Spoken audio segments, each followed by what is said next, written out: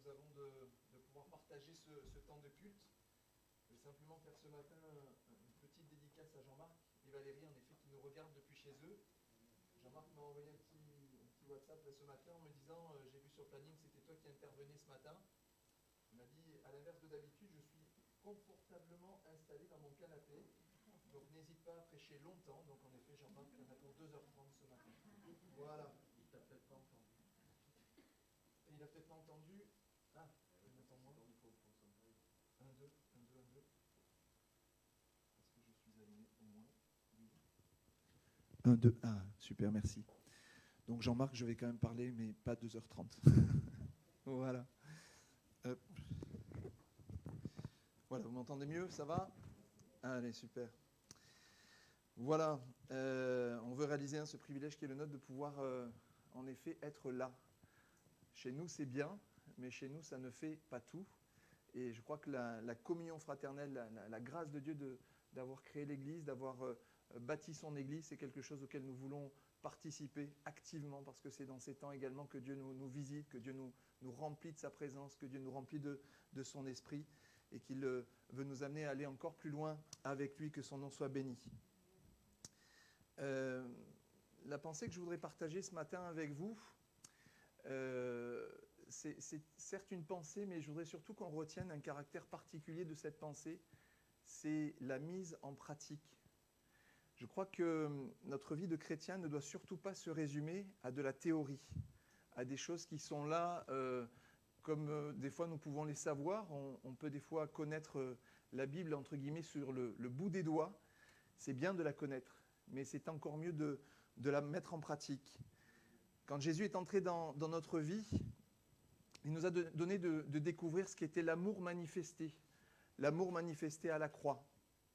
Sans lui, sans Jésus dans ma vie, je ne suis pas capable en effet d'aimer. Je ne suis pas capable de connaître cette dimension particulière de l'amour. C'est de l'amour dont on va parler ce matin. Quand je vois le monde d'ici-bas, quand on ouvre simplement le bouton là, de la télé, quand on zappe, on a beau aller sur une chaîne puis sur une autre, on se rend compte que le monde d'ici-bas ne sait pas ce qu'est l'amour. Il n'y a qu'à voir le nombre d'atrocités qui sont commises, la violence qui est aujourd'hui un lot quotidien finalement, la violence envers l'autre, envers l'homme qui est à côté de moi, la violence envers les femmes, on en parle régulièrement, la violence même envers les enfants. L'homme ici-bas sans Jésus, sans l'Esprit de Dieu dans sa vie, ne connaît pas ce qu'est l'amour et ne peut pas manifester l'amour profond. Et merci Seigneur, en plus de ce que Jésus s'est manifesté dans notre vie, en plus de cela, eh bien, en plus du salut, en plus de la grâce, en plus du pardon de nos péchés, eh bien, Jésus, Dieu nous a envoyé une troisième personne, la personne du Saint-Esprit. Et c'est cette personne du Saint-Esprit qui nous révèle la parole de Dieu. Et nous révèle au travers de la parole de Dieu l'amour de Dieu. C'est précisé dans l'épître de Paul aux Corinthiens, au chapitre 2, les versets 9 et 10. Je ne les ai pas donnés à Françoise pour ne pas trop charger, parce qu'il y a quand même quelques textes ce matin. Mais dans ce texte, l'apôtre nous rappelle qu'en effet, pour ceux qui aiment Dieu, Dieu leur a donné la révélation de sa parole. Et au travers de la présence du Saint-Esprit dans nos vies, Dieu nous invite à entretenir cette relation avec lui pour toujours être plus remplis de son amour par son Saint-Esprit. C'est grâce au Saint-Esprit que naît en nous ce désir de changer, ce désir de plaire à Dieu, ce désir de mettre en pratique la parole de Dieu. Tout seul, on n'y arrive pas. Et je crois qu'il faut vraiment qu'on ait cette conscience que seul, nous ne sommes pas grand-chose. Seul, on n'arrive pas à grand-chose. Mais parce que Dieu a tout prévu, Dieu a accordé à chacune de nos vies la présence du Saint-Esprit. C'est au contact du Saint-Esprit de Dieu, en effet, que ce nouveau désir se met là dans nos cœurs et dans nos vies, de mettre en pratique sa parole. Et le Saint-Esprit veut aller encore plus loin ce matin, je le crois, pour chacune de nos vies, pour notre vie à chacun, pour moi comme pour vous. Il veut nous donner d'aller encore plus loin. Le Saint-Esprit veut en effet que nous puissions développer en nous les sentiments qui étaient en Jésus. Et je crois que les sentiments que Jésus développait, ils se voyaient, ils étaient pratiques. Les sentiments que Jésus avait en lui, il les manifestait. Je veux vraiment insister ce matin sur cette nécessité de notre vie de chrétien, d'enfant de Dieu, de pouvoir mettre en pratique ce que la parole nous enseigne. Je me disais finalement, ça ne doit pas être qu'une théorie, cela doit se voir. Cela doit se voir que je suis chrétien, cela doit se voir que le Saint-Esprit est en moi. Je pensais à cette publicité, je ne sais pas si les jeunes d'aujourd'hui la connaissent parce qu'elle date d'il y a quelque temps. Vous vous souvenez de cette publicité pour les ferments lactiques que certains industriels de l'agroalimentaire avaient placés dans certains yaourts. Et je ne sais pas si vous vous souvenez de cette publicité, le fameux bifidus là. Et la publicité disait « ce qu'il fait à l'intérieur se voit à l'extérieur ». On partageait hier un moment avec celles et ceux qui sont au service du chant, de la vidéo, de la sono. Et notre pasteur nous rappelait qu'en effet, il y a des choses qui doivent se voir. Il n'y a pas besoin d'un titre pour que nous soyons à telle ou telle place. Le titre n'a aucune importance finalement devant Dieu. La seule chose qui est importante, c'est que nous soyons reconnus. Et un chrétien, c'est quelqu'un qui doit être reconnu. Quelqu'un qui est animé de l'Esprit de Dieu, du Saint-Esprit, doit être quelqu'un qui est reconnu par ses pairs, ici-bas, ici dans l'Église, mais bien au-delà même de l'Église. La première épître de Jean, au chapitre 5 et au verset 12, nous rappelle ceci, c'est que celui qui a le Fils a la vie. Je me permettrai de parapher en disant que celui qui a le Fils est donc celui aussi qui a le Saint-Esprit. Le Saint-Esprit nous a été donné, il n'est pas une question de mérite, chacun de nous peut le recevoir, et chacun de nous l'a reçu, parce que le Père l'a envoyé. Et celui qui a le Saint-Esprit, il a également la vie. Et la vie en Dieu est une vie qui se voit. Quand je suis en Dieu, quand le Saint-Esprit est en moi, la vie de Dieu, elle resplendit. Elle resplendit parce que dans le monde d'aujourd'hui, il n'y a pas franchement de lumière. Or, Jésus est la lumière. Christ est la lumière qui a été donnée au monde. Et chacun de nous, nous sommes à notre tour une lumière pour ce monde. Et la vie de l'Esprit, la vie de Christ en nous, elle doit se voir. Alors en effet, pour être sur un sens pratique, le partage de ce matin va surtout évoquer l'amour. Alors j'aurais pu prendre ce texte de référence que pour la plupart nous connaissons, ce chapitre de l'amour, 1 Corinthiens 13, qui, si je devais le résumer, nous dit qu'en gros, si je n'ai pas l'amour, je ne suis rien.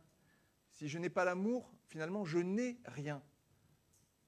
Mais j'ai trouvé dans ce texte quelque chose qui était peut-être un petit peu trop théorique par rapport à l'objet de ce matin, de cette mise en pratique. La définition est là, l'amour est patient, il est plein de bonté, l'amour ne s'enfle pas d'orgueil, etc., etc., etc.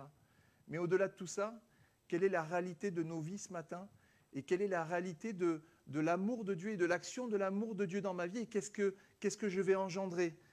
Si j'avais dû mettre un titre peut-être à ce partage ce matin, ce serait celui-ci, ce que l'amour engendre en nous lorsque nous le pratiquons.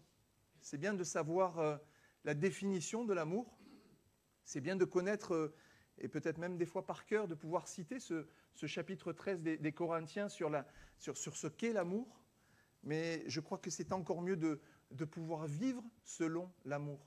Parce que c'est quand je vis selon l'amour que je vais en effet communiquer cet amour autour de moi, à mes frères, à mes sœurs et à celles et ceux qui ne connaissent pas encore la grâce de Dieu.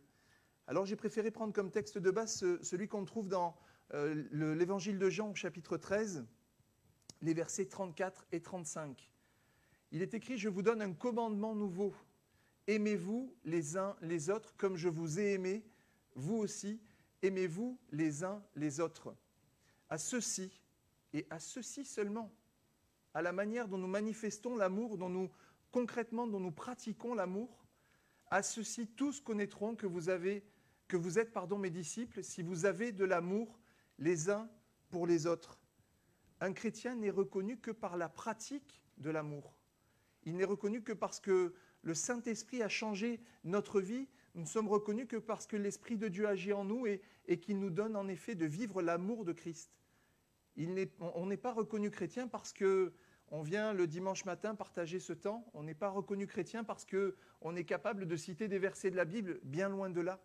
On est reconnu chrétien, enfant de Dieu, parce que l'amour de Dieu, nous le vivons et nous le pratiquons. La version parole vivante, j'y aurai un petit peu recours ce matin, de ces mêmes versets dit ceci, « Je vous donne une directive nouvelle. Aimez-vous les uns les autres. Oui, tel est mon commandement. Comme je vous ai aimé, aimez-vous les uns les autres. » Et regardez le verset 35, « La marque par laquelle tous les hommes pourront reconnaître si vous êtes mes vrais disciples, c'est l'amour que vous aurez les uns pour les autres. La marque que Dieu a mis en nous, si son esprit nous anime, si nous sommes remplis de l'amour de Dieu, eh bien nous allons être reconnus par ce que nous allons en effet traduire dans notre quotidien, dans notre vie au quotidien.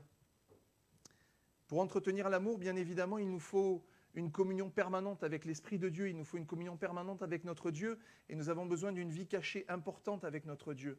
C'est là, quand je suis dans ma chambre, quand je suis seul avec lui, que j'entretiens vraiment la présence de l'Esprit de Dieu dans ma vie, que j'entretiens la présence de l'amour de Dieu dans ma vie. Alors, pourriez-vous me dire, dans le monde, on entend quand même parler d'amour. Je voudrais vous rappeler ce que dit l'Évangile de Jean, chapitre 15 et au verset 19. « Si vous étiez du monde, le monde aimerait ce qui est à lui. » L'amour du monde est un amour qui est égoïste. Le monde aime ce qui est à lui. C'est facile finalement. Hein, on voit ces gestes, ces attitudes certaines fois de personnes qui sont là et je suis beau, je suis fort, je suis grand et je m'aime. C'est facile de m'aimer parce que généralement quand je m'aime, je me regarde, je ne me compare même pas aux autres, je me considère et je m'aime. L'amour du monde est un amour égoïste. Il n'y a qu'à voir comment aujourd'hui les personnes sont là pour essayer d'avancer dans cette vie ici-bas et elles délaissent les autres à leur profit. Aujourd'hui, chacun est capable dans ce monde de mettre au plus bas les autres pour se mettre en avant. Chacun est capable de faire en sorte que l'autre soit plus bas que lui. La parole de Dieu nous enseigne l'inverse. L'apôtre Paul nous dit que nous devons voir l'autre comme supérieur à nous-mêmes. Quelles que soient mes compétences, quel que soit ce que je veux mettre en avant, ce n'est pas ça qui est important aux yeux de Dieu, c'est que je regarde l'autre comme étant supérieur à moi. Alors l'amour de Dieu, lui, c'est l'amour avec un grand A. L'amour que Dieu veut déposer dans nos cœurs et veut entretenir dans nos cœurs par la présence de son Saint-Esprit, c'est un amour avec un grand A. C'est un amour qui se donne. Vivre l'amour de Jésus, c'est connaître non pas l'amour de ce monde, mais c'est connaître l'amour dans une dimension toute nouvelle, dans une dimension qu'on a du mal à mesurer. L'épître de Paul aux Éphésiens, on va le lire ensemble, nous rappelle dans ces versets « À cause de cela, je fléchis les genoux devant le Père, duquel tire son nom toute famille dans les cieux et sur la terre, afin qu'il vous donne, selon la richesse de sa gloire, d'être puissamment fortifié par son esprit dans l'homme intérieur, en sorte que Christ habite dans vos cœurs par la foi, afin qu'étant enraciné et fondé dans l'amour, vous puissiez comprendre, c'est difficile de le comprendre, mais avec tous les saints, quelle est la largeur, quelle est la longueur, quelle est la profondeur et la hauteur, et connaître l'amour de Christ qui surpasse toute connaissance, en sorte que vous en soyez remplis jusqu'à toute la plénitude de Dieu. Cet amour, il est insondable. On ne peut pas le mesurer. Il est rappelé la profondeur, la hauteur, la largeur, la longueur. Et pourtant, Dieu nous en a donné un cas pratique. Dieu a mis une application en pratique de son amour. Et j'insiste encore ce matin, c'est la notion de pratique qui est importante pour notre vie de chrétien. C'est important de savoir ce que je vais mettre en pratique pour manifester l'amour réellement. Dieu a mis en pratique l'amour, il a manifesté l'amour, il a mis une application à cet amour. Malgré qu'il soit insondable, il a mis une application à cet amour, c'est celui d'avoir donné son propre Fils. D'avoir donné son propre Fils que nous le savons, il y a plus de 2000 ans, il est allé sur le bois de la croix. Il a donné son Fils afin que, au travers du sang qui a coulé par les mains percées de Jésus, par les pieds percés de Jésus, vous puissiez et je puisse être au bénéfice de la grâce de Dieu. J'en profite pour simplement te rappeler, si tu n'es pas encore à Jésus, eh bien de donner ta vie à Dieu, de réaliser que dans son amour, il l'a mis en application, il n'en a pas fait qu'un amour théorique, il l'a mis en pratique, Dieu. Dieu lui-même l'a mis en pratique. Dieu a donné son Fils, ce qu'il avait de plus cher, son unique, et il a accepté de l'abandonner pour un temps sur la croix, avant de le reprendre avec lui après l'avoir ressuscité. Il veut te donner encore aujourd'hui cette possibilité de découvrir le salut en Jésus, la grâce en Jésus, de découvrir également la vie éternelle auprès de Jésus. On le chantait tout à l'heure, Osetta nous parlait de cette espérance merveilleuse que nous avons en lui. Les choses ne s'arrêteront pas ici-bas. Si je suis en Christ, si je vis l'amour de Christ, eh bien, mon espérance, elle n'est pas pour ici-bas, elle est pour demain, elle est pour après-demain, elle est pour l'éternité. Que Dieu soit béni. L'amour manifesté par Dieu, c'est, Jésus le rappelle également dans l'évangile de Jean, il a donné sa vie pour ses amis. L'amour de ce monde n'est pas de cette dimension-là. Et Dieu vraiment veut nous faire comprendre et veut nous faire réaliser qu'en tant que chrétien, en tant qu'enfant de Dieu, eh bien l'amour qu'il a manifesté, c'est l'amour de donner sa vie. C'est cet amour qui donne. Alors je voudrais qu'on partage ce matin 5 points qui, dans la parole, et il y en a d'autres bien évidemment, mais c'est les 5 que j'ai voulu partager ce matin avec vous, qui sont là des mises en pratique de l'amour de Dieu dans notre vie. Des choses que l'on doit finalement retrouver dans chacune de nos vies et que Dieu nous aide vraiment ce matin. Ce n'est pas un partage ce matin pour nous accabler, ce n'est pas pour nous dire attention, tu n'es pas ainsi, tu n'es pas comme ceci ou comme cela. Non, c'est vraiment peut-être une prise de conscience et dire Seigneur, aide-moi à aller plus loin avec toi. Aide-moi en effet à manifester encore plus l'amour de Jésus dans ma vie par l'aide de ton Saint-Esprit. Le premier passage qu'on va prendre, c'est celui que l'on trouve dans le premier livre aux Corinthiens, la première épître au chapitre 8 et au verset 1er. Il est question là des viandes sacrifiées aux idoles. Pour ce qui concerne les viandes sacrifiées aux idoles, nous savons que nous avons tous la connaissance. La connaissance enfle, mais la charité édifie. La charité, c'est l'amour. C'est un synonyme de l'amour dans la parole. La connaissance enfle, mais l'amour édifie. La version également de Parole vivante, dans cette deuxième partie du verset, nous lisons « C'est entendu, mais la connaissance seule inspire souvent des sentiments de suffisance. Le savoir rend orgueilleux, tandis que l'amour est constructif. C'est lui qui bâtit l'Église parce que celui qui aime aide les autres à croître dans la foi. » Pratiquer l'amour, ça veut donc dire que je contribue à l'édification. Merci Seigneur, parce que c'est un privilège, si je suis dans ton amour, de pouvoir contribuer à bâtir et non pas à détruire.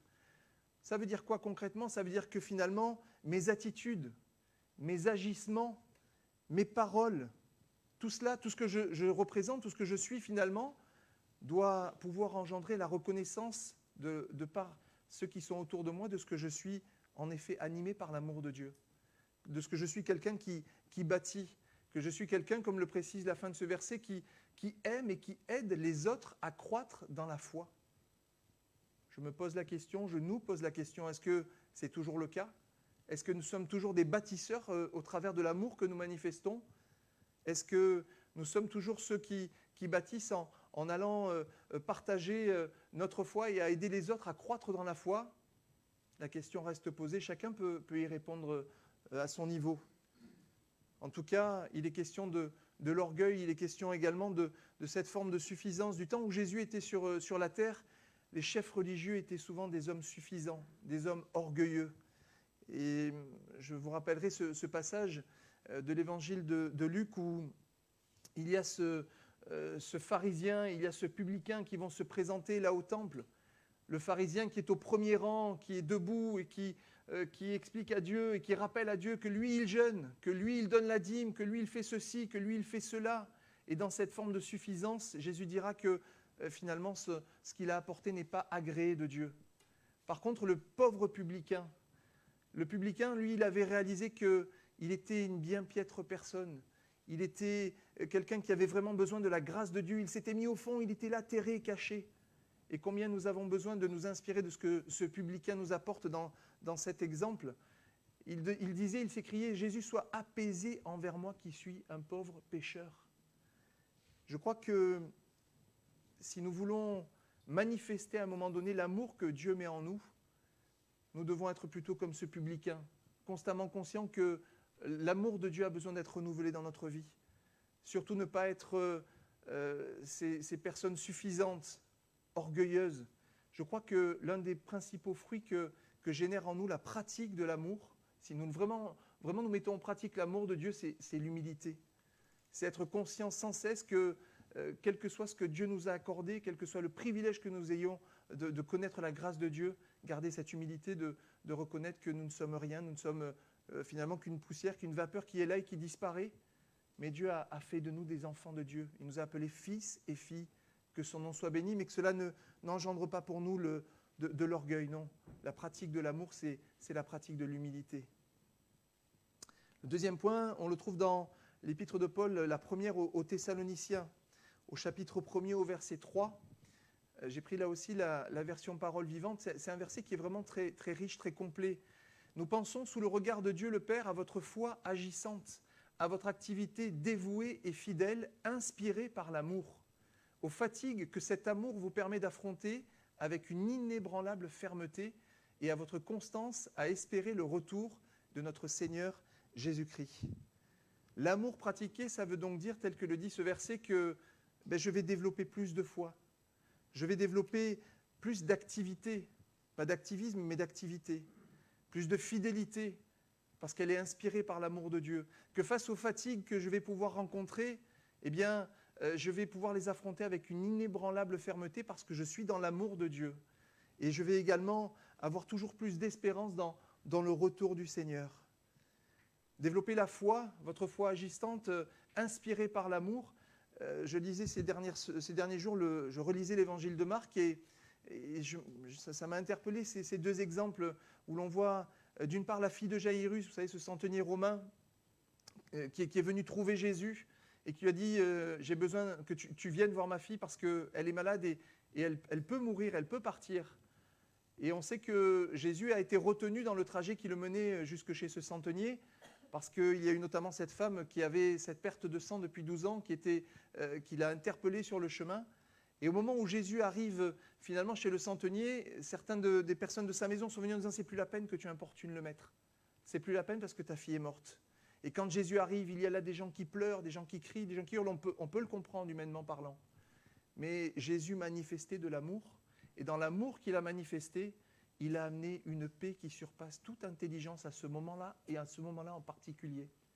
Il y a aussi dans le même évangile, au chapitre 4, il y a relaté cet épisode où les disciples sont là dans leur bateau sur la mer. Jésus est tranquillement installé au fond du bateau, et Jésus est là et il dort. Il se repose, il est en paix.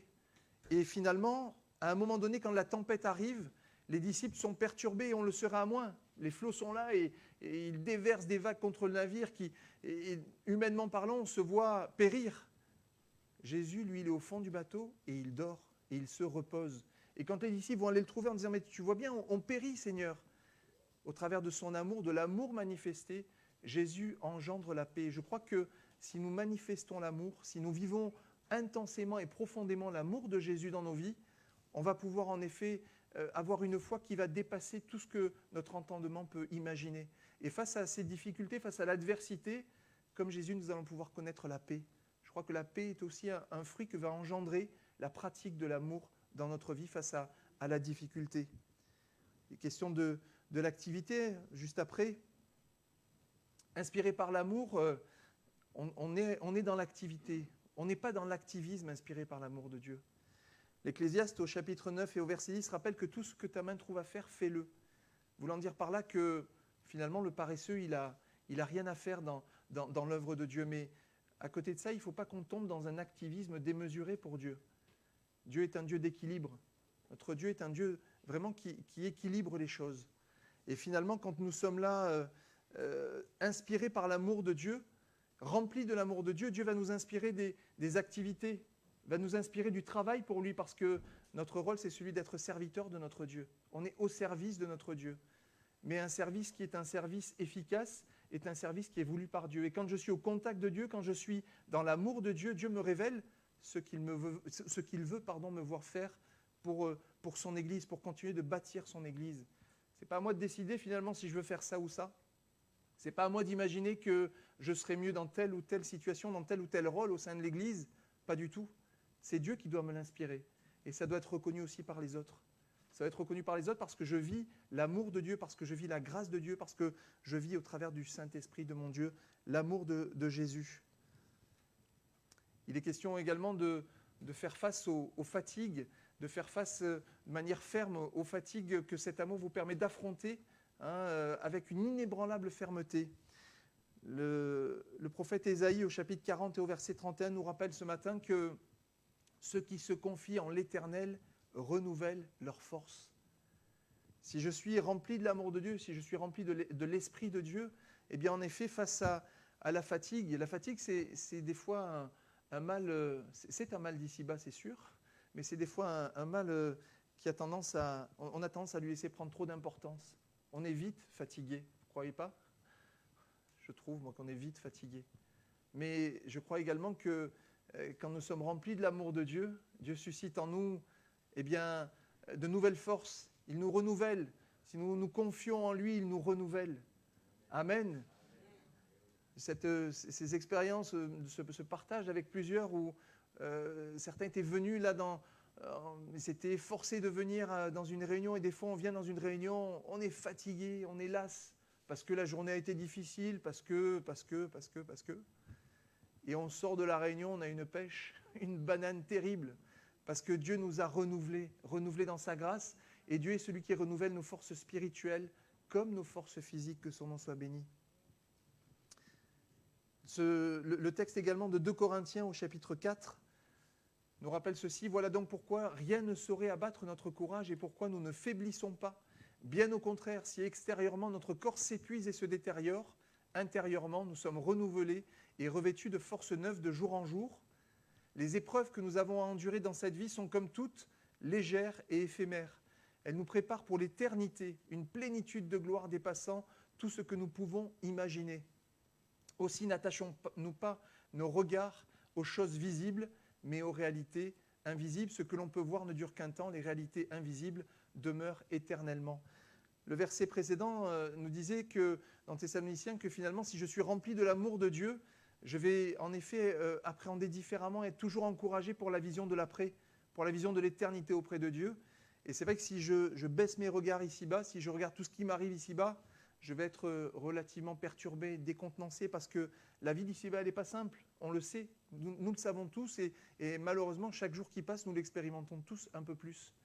Mais dans ces moments-là, l'amour de Dieu nous amène à relever nos têtes, à lever nos yeux et à regarder vers là-haut, parce qu'en effet, ce ne sont pas les réalités visibles qui sont importantes pour notre vie de chrétien. C'est les réalités de l'invisible, c'est quand je suis cœur à cœur avec mon Dieu, c'est quand je suis là dans un temps que je prends face à lui, et que Dieu me visite, c'est ce temps-là dans lequel je me fais du bien, c'est ce temps-là dans lequel je suis renouvelé. Ce n'est pas le temps où je regarde ma pauvre situation d'ici-bas, ma situation des fois précaire, ma situation pleine de doutes, pleine de questionnements. Que va-t-il m'arriver demain? Ça ne fonctionne pas, ça fonctionne encore moins, qu'est-ce que je vais faire demain? Eh bien, relève les yeux, relevons ensemble les yeux vers notre Dieu et regardons aux choses qui sont invisibles, parce que ce sont celles qui demeurent éternellement. Que son nom soit béni. Le point suivant, on le trouve dans la deuxième épître de Paul aux Thessaloniciens. Le chapitre 3, le verset 5 nous dit que le Seigneur dirige vos cœurs sur le droit chemin, qu'il vous donne de comprendre toujours mieux l'amour de Dieu, d'endurer les souffrances avec la constance du Christ et d'attendre patiemment son retour. Ça fait suite finalement à ce que nous venons de voir. Si je comprends l'amour de Dieu, mais je ne peux pas le comprendre simplement en connaissant des versets, ce que je vous disais, je le comprends parce que je suis au contact de Dieu, parce que j'entretiens ma relation avec Dieu et parce que Dieu me révèle son amour par le biais de son Saint-Esprit. Et si je suis au contact de cet amour, je le comprends mieux. Et comprendre l'amour de Dieu veut dire que dans mon quotidien de chrétien, je suis plus en capacité d'endurer les souffrances, d'endurer les difficultés avec la constance du Christ et d'attendre patiemment son retour. Je me disais que finalement l'affliction, la vie d'ici-bas, c'est une vie qui est remplie d'affliction. L'affliction, on en a, si ce n'est pas tous les jours, très très souvent. Les difficultés, elles sont là et elles s'amoncellent. Si je les regarde avec mon propre cœur, ma propre pensée, ma propre intelligence, je vais plutôt avoir tendance à me déprimer, je vais rester concentré sur ma difficulté. Et je crois concrètement, si on veut vraiment mettre en pratique l'amour que nous avons en nous, je dois regarder l'affliction, la difficulté, les souffrances comme étant générateur de paix, comme étant générateur de joie, comme étant générateur de foi, d'expérience avec mon Dieu.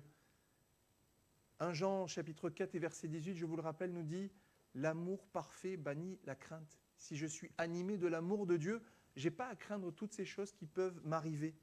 Si je vis l'amour, il n'y a pas de crainte à avoir. Je n'ai pas à me soucier de mon lendemain, je n'ai pas à me soucier de cette vie d'ici-bas, non. Je lève les yeux et je regarde plus loin, je regarde à ce que mon Dieu veut m'accorder et veut me donner.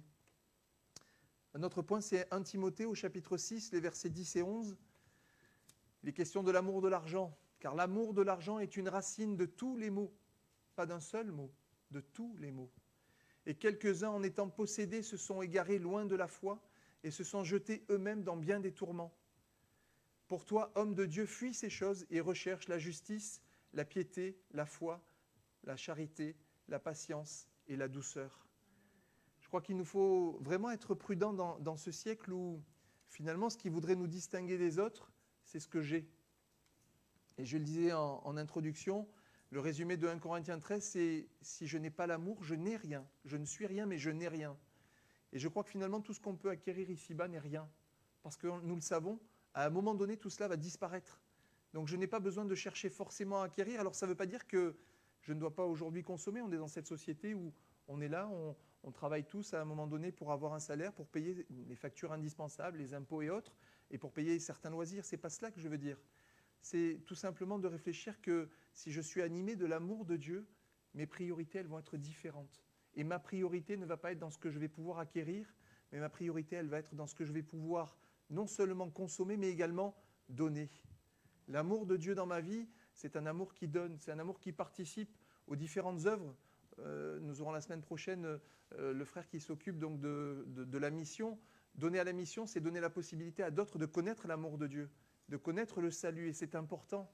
Et quand j'ai à ma disposition 100 euros, plutôt que de dire je vais prendre 100 euros et me faire plaisir, si j'ai vraiment l'amour de Dieu dans ma vie, je crois qu'une des conséquences pratiques, c'est que je vais mettre une partie pour moi et une partie pour Dieu. Et je crois que plus on avance avec Dieu, plus on a ce désir de même lui donner plus que ce qu'on veut garder pour nous, parce que nous savons que de toute façon, ce qu'il va nous laisser, il va le faire fructifier. Et il nous donnera suffisamment. Il est celui qui est au courant quand le moindre passereau tombe, il le sait, et il prend soin de lui. À combien plus forte raison, sa parole nous le dit, ne prendra-t-il pas soin de vous? Alors, la manifestation de l'amour dans nos vies doit nous éloigner de ces choses, de la richesse d'ici-bas qui n'a qu'une valeur éphémère, qui n'a rien pour notre avenir, pour notre espérance en Jésus.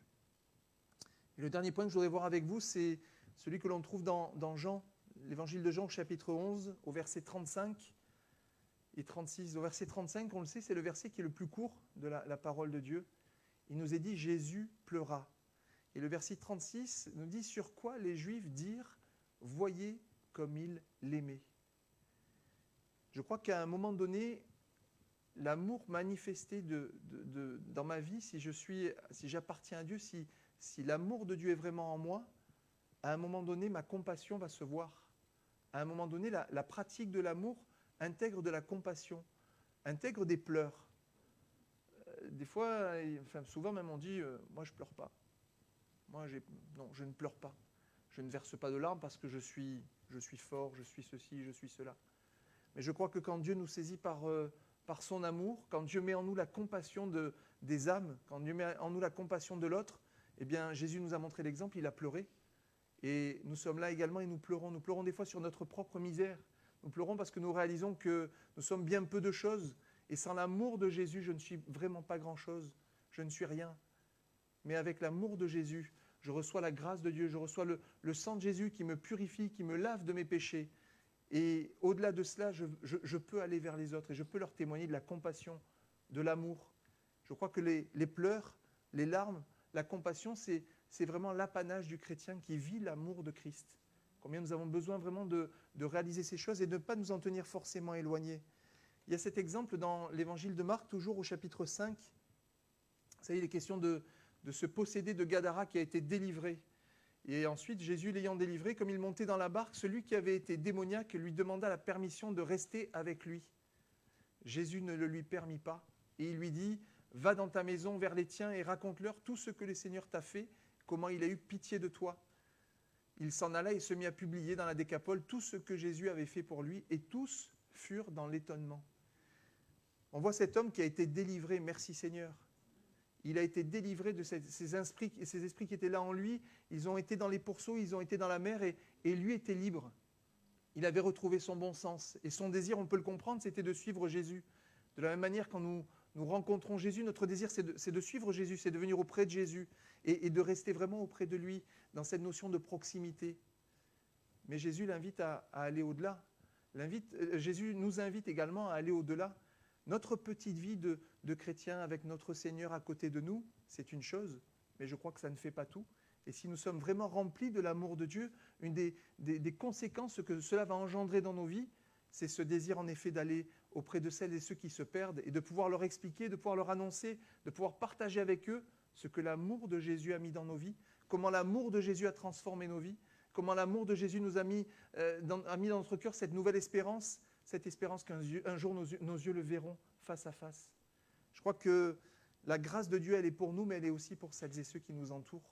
Combien se perdent aujourd'hui, combien n'ont pas ce privilège de connaître la grâce de Dieu, et combien est grand là notre rôle. Si nous sommes remplis de l'amour de Dieu, très concrètement, ça doit se traduire par un témoignage.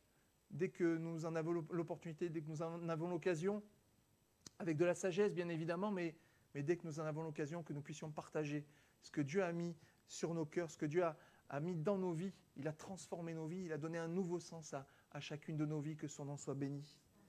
Alors pour conclure, se dire peut-être que connaître l'amour en effet de notre Dieu, c'est une bonne chose. Connaître les versets de 1 Corinthiens 13, c'est important pour nos vies, parce que c'est la définition, c'est peut-être le départ, mais au-delà du départ, Dieu veut que nous ayons vraiment une vie pratique en lui, une vie concrète en lui. Et ce qui est concret, c'est ce qui se voit.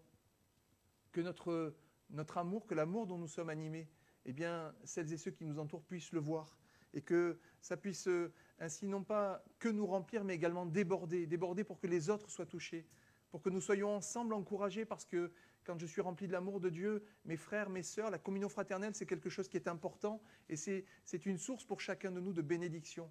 Mais on doit aussi également s'attacher à ce que l'amour déborde aussi sur celles et ceux qui nous entourent et qui ne le connaissent pas. Je crois qu'il nous faut vraiment nous attacher, et de plus en plus, à ce que notre vie ne soit pas une vie de théorie, mais une vie de chrétien mise en pratique. Et je pense que ce qui est valable pour l'amour est valable pour bien d'autres vertus du chrétien, bien d'autres des caractères qui étaient en Jésus.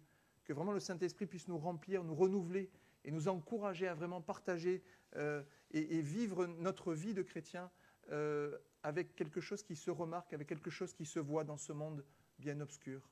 Amen. Amen. Seigneur, merci pour ta parole. Seigneur, merci parce que c'est vrai, tu nous l'as donné, Seigneur, mais tu nous enseignes à aller au-delà simplement des récits. Au-delà de ce que nous voulons mémoriser, Seigneur, tu nous donnes vraiment d'aller en profondeur avec toi. Et ce que je te demande ce matin, c'est vraiment de nous remplir de toi, Seigneur, à tel point que nous puissions déborder de toi. Et que vraiment dans notre vie au quotidien, on puisse dire de nous que oui, nous sommes différents, que oui, nous appartenons à Dieu, que oui, nous manifestons l'amour, que oui, nous manifestons la compassion qui était celle de Jésus.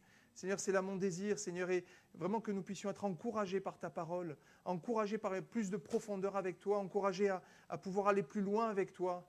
Merci, Seigneur, pour tes nombreux enseignements. Merci parce que tu nous as donné ce Saint-Esprit, Seigneur, la personne du Saint-Esprit, qui est celle qui nous accompagne chaque jour, qui est celle qui est là, qui des fois nous reprend, mais combien il est bon d'être repris par toi. Parce que quand tu nous reprends, tu ne nous accables pas, tu nous amènes à aller plus loin avec toi. Tu nous donnes de tourner une page, Seigneur, pour en ouvrir une nouvelle avec toi. Et Seigneur, que cette page ne soit pas qu'une théorie, Seigneur, mais que cette nouvelle page, nous puissions vraiment la mettre en pratique et la partager. Que ton nom soit béni, Jésus. Amen. Amen. Je conclue. Amen.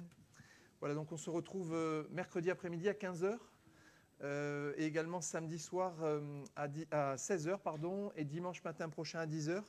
Que Dieu vous bénisse. Passez une bonne semaine et qu'on puisse garder ce que Dieu a mis sur nos cœurs ce matin. Amen.